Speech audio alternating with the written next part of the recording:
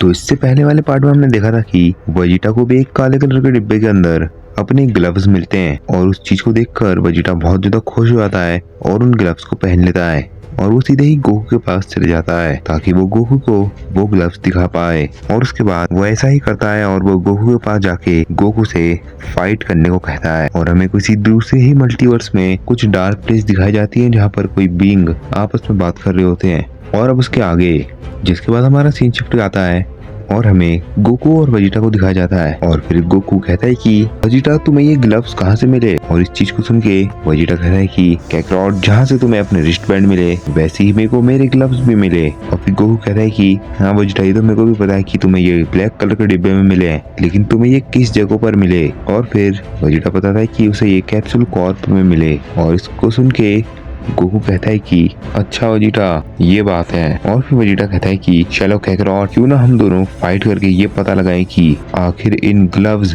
और wrist band की ताकत क्या है। और फिर गोकू कहता है हाँ वेजिटा तुम सही तो कह रहे हो, एक बार हमें इसको टेस्ट कर लेना चाहिए। और फिर वेजिटा कहता है कि तो चलो कैकरॉट इसे अभी ही टेस्ट कर लेते हैं। और फिर गोकू कहता है कि नहीं वेजिटा अगर हम दोनों यहाँ पर फाइट करके इनकी पावर टेस्ट करेंगे तो मेरा पूरा फार्म खत्म हो जाएगा। और तुम्हें तो ये पता ही है कि अगर मेरा फार्म खराब हो गया तो मेरी सारी मेहनत बेकार जाएगी।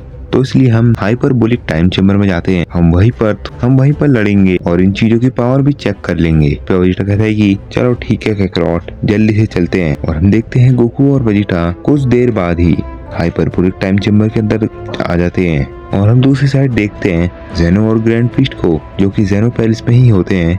और जेनो ग्रैंड प्रीस्ट से बोल रहा होता है कि ग्रैंड प्रीस्ट आखिर मेरे को ये समझ नहीं आ रहा है कि गोकू को ऐसी चीज कहाँ से मिली। और फिर ग्रैंड प्रीस्ट कहता है कि हाँ ग्रैंड जेनो आप सही कह रहे हो, इस चीज के बारे में तो मेरे को भी नहीं पता है, वो पता नहीं क्या चीज है, उसको पता नहीं वो रिस्ट बैंड कहाँ से मिले। और वो तो इतने ज्यादा स्ट्रॉन्ग है कि वो हम जैसे लोगों को आराम से रोक दे रहा है। हम तो इस पूरे मल्टीवर्स के सबसे खतरनाक बीइंग हैं, लेकिन फिर भी हम गोकू के पास नहीं जा पा रहे थे। पता नहीं ऐसी भी क्या पावर थी उसके रिस्ट बैंड में। हमें इस चीज का कुछ ना कुछ तो करना ही पड़ेगा ग्रैंड जेनो। इस पे जेनो कहता है कि हाँ ग्रैंड प्रीस्ट तुम सही कह रहे हो, हमें इसके ऊपर कुछ ना कुछ तो करना ही पड़ेगा। अगर हमने कुछ नहीं किया तो क्या पता गोकू पूरे मल्टीवर्स को खत्म कर दे या फिर मुझे और तुम्हें रिप्लेस करके खुद इस पूरे मल्टीवर्स में राज करने लग जाए। इसके ऊपर हम कुछ नहीं कह सकते हैं। ग्रैंड प्रीस्ट कहता है कि हाँ ग्रैंड जेनो आप सही कह रहे हो, क्या पता उसकी पावर उसे ही कंट्रोल कर ले और वो पूरे मल्टीवर्स को खत्म कर दे। हमें कुछ ना कुछ तो करना ही पड़ेगा। और फिर जेनो कहता है कि चलो ग्रैंड प्रीस्ट मुझे जल्दी से बीरस के प्लेनेट पर ले जाओ। इसके बाद ग्रैंड प्रीस्ट कहता है कि ठीक है ग्रैंड जेनो। और फिर ग्रैंड प्रीस्ट पोर्टल बनाता है और वो कहता है कि ग्रैंड जेनो जल्दी से आओ, मैंने बीरस के प्लेनेट पे ये पोर्टल को लिंक कर रखा है। और हम देखते हैं जेनो और ग्रैंड प्रीस्ट उस पोर्टल के अंदर चले जाते हैं और वो सीधे ही बीरस के प्लेनेट के ऊपर से निकलते हैं। और हम देखते हैं बीरस वहाँ पर बैठ के आराम ही कर रहा होता है। और हम देखते हैं विस को, जो कि बीरस से कहता है लॉर्ड बीरस जल्दी से ऊपर देखो। और बीरस कहता है कि अरे विस क्या हुआ, मैं ऊपर क्यों देखूं, मेरे को नहीं देखना है। और फिर विस कहता है कि लॉर्ड बीरस जल्दी से ऊपर देख लो वरना आपके लिए गड़बड़ हो जाएगी। और बीरस कहता है कि अरे ऐसा भी क्या है जिससे मेरे को गड़बड़ हो जाएगी। और जैसे ही वो ऊपर देखता है तो वो शॉक हो जाता है और वो नीचे झुक जाता है। और वो विस से हल्के से कहता है कि वेस तुमने मेरे को ये क्यों नहीं बताया कि वहाँ पर ग्रैंड जेनो है। और जेनो नीचे उतर जाते हैं। और फिर बीरस कहता है कि ग्रैंड जेनो आपका यहाँ पर आना कैसे हुआ। और फिर जेनो कहता है कि बीरस क्या तुम्हें पता है गोकू के पास वो चीज कहाँ से आई। और फिर बीरस कहता है कि लेकिन कौन सी चीज माय लॉर्ड। और गोकू के पास ऐसी भी क्या चीज आ गई है जिसको लेकर आप बहुत ज्यादा टेंशन में हो। और जेनो कहता है कि क्या गोकू तुम्हारे पास नहीं आया था। बीरस कहता है नहीं ग्रैंड जेनो। और फिर विस कहता है कि नहीं हमारे पास तो गोकू नहीं आया। और फिर ग्रैंड पी गोकू की सारी बातें बीरस और विस को बता देता है। और इस चीज को सुन के बीरस घबरा जाता है। और बीरस कहता है कि ग्रैंड जेनो मेरे को तो ये बहुत ज्यादा खतरनाक चीज लग रही है, आखिर आप जैसे ओमनीपोटेंट लोग भी अगर गोकू के पास नहीं जा पा रहे हो तो ये तो बहुत ज्यादा सीरियस प्रॉब्लम है। और फिर जेनो कहता है कि हाँ बीरस ये प्रॉब्लम तो वैसे बहुत सीरियस है, लेकिन मैं तुमसे ये कह रहा हूँ कि तुम अर्थ में जाके गोकू और वेजिटा पे निगरानी रखो। अगर तुम्हें वहाँ पर कुछ भी अजीब सा दिखता है, जैसे कि गोकू कुछ डिस्ट्रक्शन करता हुआ दिखता है या कुछ अजीब हरकत करते हुए दिखता है, तो तुरंत हमें खबर दे देना। अगर ऐसा तुमने नहीं किया तो तुम्हें भी पता है कि मैं तुम्हारे साथ क्या करूंगा। और फिर विस कहता है कि ग्रैंड जेनो हम आपको सब चीज बता देंगे। और फिर जेनो ग्रैंड पीस्ट से कहता है कि ग्रैंड पीस्ट चलो अब यहाँ से चलते हैं। और ग्रैंड पीस्ट और जेनो वहाँ से चले जाते हैं। और फिर बीरस विस से कहता है कि वेस चलो अब हम अर्थ की तरफ चलते हैं। और देखते हैं कि आखिर गोकू के पास ऐसी भी क्या चीज आ गई है जिससे ग्रैंड ज़ीरो बहुत ज्यादा डर चुके हैं। आखिर वो है तो एक मॉर्टल ही, मैं उसको तुरंत जाके हकाई कर दूंगा। अगर वो कुछ भी गड़बड़ करता है तो वो मेरे से तो बच ही नहीं सकता है। और हम देखते हैं विस को, जो कि कहता है कि चलो माय लॉर्ड चलते हैं। जिसके बाद हम देखते हैं बीरस और विस दोनों ही अर्थ की तरफ चले जाते हैं। और फिर हम देखते हैं गोकू और वेजिटा को, जो कि टाइम चेम्बर के अंदर होते हैं। और वेजिटा गोकू से कहता है कि चलो काकारोट, अब हम फाइट करते हैं और इन चीजों की पावर चेक करते हैं। और फिर गोकू कहता है कि चलो वेजिटा शुरू हो जाओ।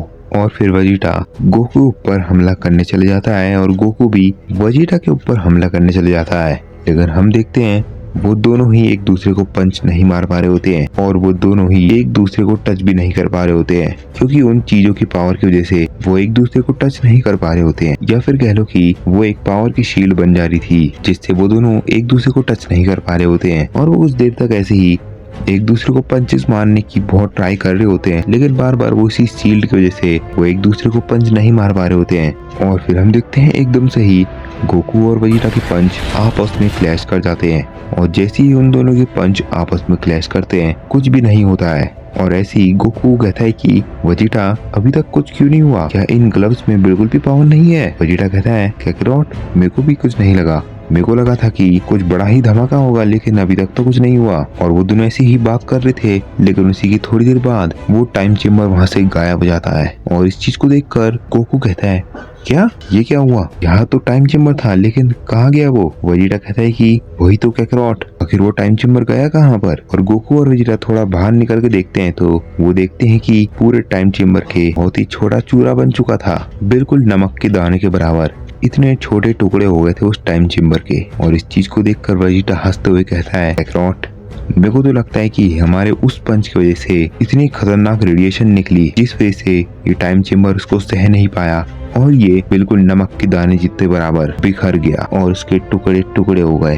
और फिर गोकू कहता है कि लेकिन वेजिटा ये चीज एकदम से क्यों नहीं हुई? वेजिटा कहता है कि ये तो मेरे को भी नहीं पता है काकारोट, लेकिन जो भी हुआ आप क्या ही कर सकते हैं, चलो यहाँ से निकलते हैं। लेकिन हम देखते हैं गोकू और वेजिटा वहाँ से जाने ही वाले होते हैं, लेकिन उसी टाइम पर बीरस और विस वहाँ पर पहुँच जाते हैं। और बीरस कहता है कि ओह सेयंस, तुम यहीं पर हो? और फिर वेजिटा कहता है कि लॉर्ड बीरस, आप यहाँ पर क्यों आए हो? क्या आप कुछ खाने के लिए आए हो? और फिर बीरस कहता है कि मैंने सुना है गोकू तुम्हें कुछ चीज मिली है जिससे तुम बहुत ज्यादा शक्तिशाली हो गए हो। और फिर गोकू कहता है कि हाँ लॉर्ड बीरस, मेरे को ये रिस्टबैंड मिले हैं और इससे मैं बहुत ज्यादा शक्तिशाली हो गया हूँ। लेकिन वेजिटा को भी यही चीज मिली है जिससे वेजिटा भी बहुत ज्यादा शक्तिशाली बन गया है, बिल्कुल वो भी मेरे ही पावर का बन गया है। और इसको सुन के बीरस शॉक हो जाता है। तो गाइस ये वाला एपिसोड यहीं पर खत्म हो जाता है। तो इस वीडियो का लाइक एम होगा 150 लाइक्स का, आप इसे कंप्लीट करा देना और हाइप करना तो मत ही भूल जाना। और चैनल पे नए हो तो सब्सक्राइब भी कर दो।